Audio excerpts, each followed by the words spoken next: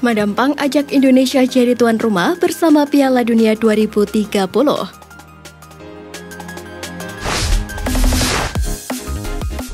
Kabar menarik datang dari manajer timnas Thailand Madam Pang yang berhasrat melihat Indonesia dan Thailand menjadi tuan rumah Piala Dunia bersama.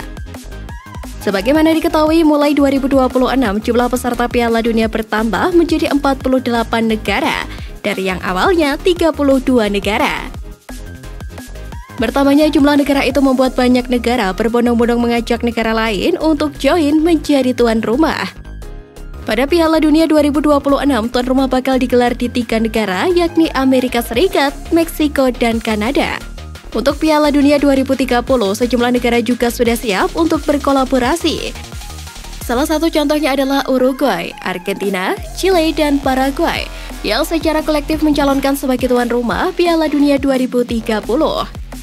Mereka kompak menjadi tuan rumah untuk merayakan 100 tahun penyelenggaraan Piala Dunia.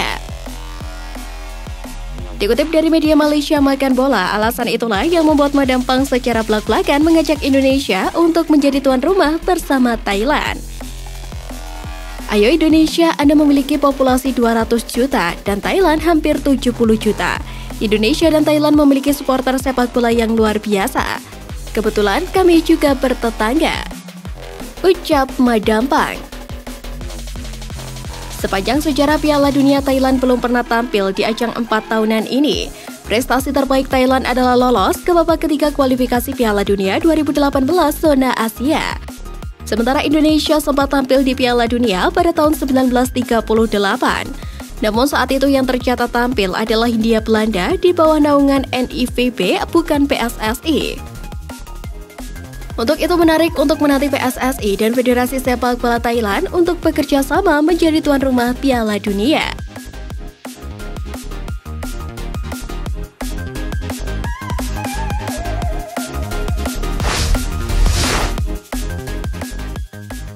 Legenda Timnas Indonesia tantang transparansi PSSI.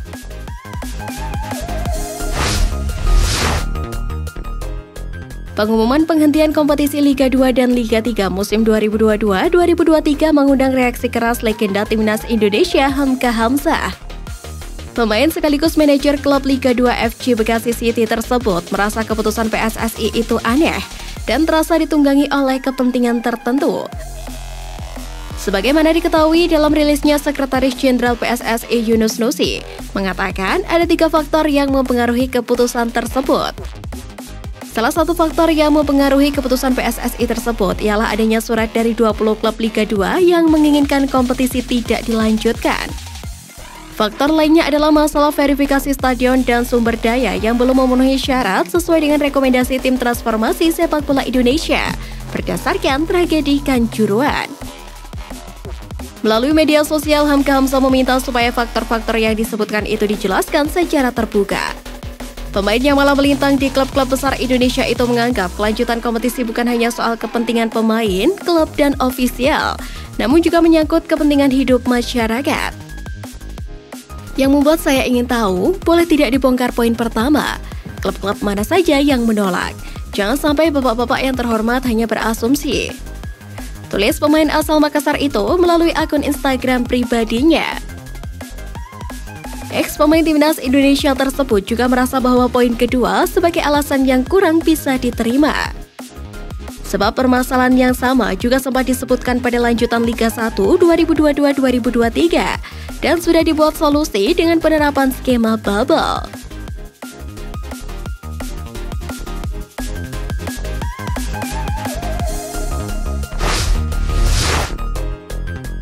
Timnas Indonesia gagal di Piala AFF 2022, Arema tuai berkah terselubung.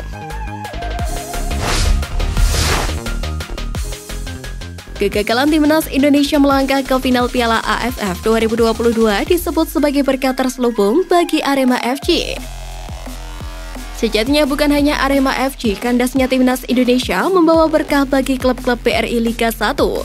Pemain yang membela Timnas bisa kembali ke klub lebih cepat, termasuk penyerang Arema FC, M. Rafli. Pemain berusia 24 tahun itu kemungkinan sudah tiba di Malang dan berencana untuk langsung gabung latihan. Tentu ini menjadi keuntungan bagi tim yang dijuluki Singo Edan tersebut. Arema FC punya alternatif lain di lini depan. Mengingat Arema baru kehilangan 2 pemain dengan karakter menyerang, yakni Irsyad Maulana dan Hanis Sagara. Di Arema, Rafli masih sering menjadi pengganti, begitu juga di Timnas Indonesia. Hanya saja performa Muhammad Rafli kini belum tajam. Sebagaimana diketahui pada Liga 1 dan Piala AFF, jebolan Asifa Malang itu belum mencetak gol. Meski begitu, pelatih Arema FC, Xavier Roca, mengaku tertantang bisa mengembalikan performa terbaik M. Rafli. Bukan hanya Rafli, tetapi juga pemain lainnya. Umumnya pemain yang sudah membela timnas merupakan pilihan utama di klubnya, tetapi tidak demikian dengan Rafli. Dari 7 pertandingan yang dijalani musim ini, dia tampil sebagai starter dalam 1 pertandingan, sisanya sebagai pengganti. Oleh karena itu, banyak netizen yang menilai musim ini Rafli belum menemukan bentuk permainan terbaiknya, bahkan tidak layak masuk skuad Garuda.